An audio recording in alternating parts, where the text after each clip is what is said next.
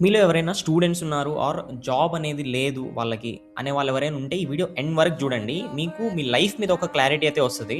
ఇప్పుడు మీరు చాలా టెన్షన్ పడుతున్నారు. ఏది నేర్చుకోవాలి? ఏది నేర్చుకోకూడదు? ఏది ఔట్‌డేటెడ్? ఏది దేన్ని రీప్లేస్ చేసేస్తది అని. ఇప్పుడు ఈ ఏఐ మార్కెట్ అనేది ఎంత ఫాస్ట్‌గా మూవ్ అవుతుంది అంటే, ఇప్పుడు ఎన్8 అనేది ఇలా వస్తుంది. యాంటీ గ్రావిటీ అనేది వచ్చేసింది. అండ్ అది వచ్చే లోపలే క్లౌడ్ బాట్ వచ్చేసింది. ఇలా మీరు చూసారంటే మీకు కాంపిటీషన్ అనేది ఎక్కువ ఉంది. అండ్ వీటి మీద ఫైట్ అనేది ఎక్కువ ఉంటది. అంత కాంపిటీషనే ఉంది. బట్ దీంతో మనకేదైనా ప్రాబ్లమ్ వస్తదా అంటే డెఫినెట్‌లీ మనకెలాంటి ప్రాబ్లమ్ రాదు.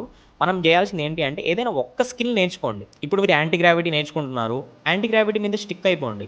అండ్ దాంట్లో ఉన్న అడ్వాంటేజెస్ ఏంటి? డిసడ్వాంటేజెస్ ఏంటి? ఇవన్నీ మీరు అర్థం చేసుకొని దానికి డిసడ్వాంటేజెస్ ఏదైతే ఉన్నాయో ఆ డిసడ్వాంటేజెస్‌ని కవర్ చేసే టూల్స్ ఏదో నేర్చుకోండి. ఇప్పుడు మీకు ఎవ్రీథింగ్ వస్తది. అండ్ మీకు ఒక కాన్ఫిడెన్స్ అనేది బిల్డ్ అవుతది. అండ్ మీరు స్టార్ట్ చేయకముందే నాకు జాబ్ లేదే, నాకు జాబ్ రావాలి, ఎలా చేయాలి, ఏది నేర్చుకోవాలని చెప్పి టెన్షన్ పడబాకండి. ట్రస్ట్ మీ ఏదైనా ఒక్క స్కిల్ నేర్చుకోండి. అది ఏదైనా కావచ్చు. ఎన్8 గాని, యాంటీ గ్రావిటీ గాని, క్లౌడ్ బాట్ గాని ఏదైనా. కానీ యాస్ ఎ బిగినర్‌గా మీరు anti gravity, cloud bot touch చేయాలి అంటే ఫస్ట్ మీకు ఎన్8 అనేది రావాలి. అండ్ ఈ ఎన్8 అనేది నేను ఆల్రెడీ యూట్యూబ్‌లో ట్యుటోరియల్ చేసేసున్నాను.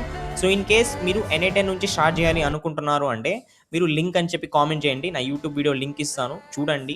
అది నేర్చుకోండి. తర్వాత నేనిప్పుడు యాంటీ గ్రావిటీ మీద కూడా సీరీస్ స్టార్ట్ చేస్తాను. So, we are going to learn. ఇప్పుడు మనం ఎలా అయితే ఏఐ అనేది మూవ్ అవుతుందో, మనం కూడా దానికి తగ్గట్టు మూవ్ అయితేనే మన మార్కెట్ అనేది ఉంటది. అండ్ మనం కూడా మార్కెట్‌లో ఉండగలుగుతాం. సర్వైవ్ అవ్వగలుగుతాం. అంతేగాని మనం ఏం నేర్చుకోవాలి అని చెప్పి కన్‌ఫ్యూజన్‌లోనే ఒక 4 మంత్స్, 5 మంత్స్ వేస్ట్ చేసేసి తర్వాత ఏదైనా ఔట్‌డేటెడ్‌ది నేర్చుకుంటామన్న భయం అనేది మనకు ఉండకూడదు. కాబట్టి ఈ రోజు నుంచే స్టార్ట్ చేయండి.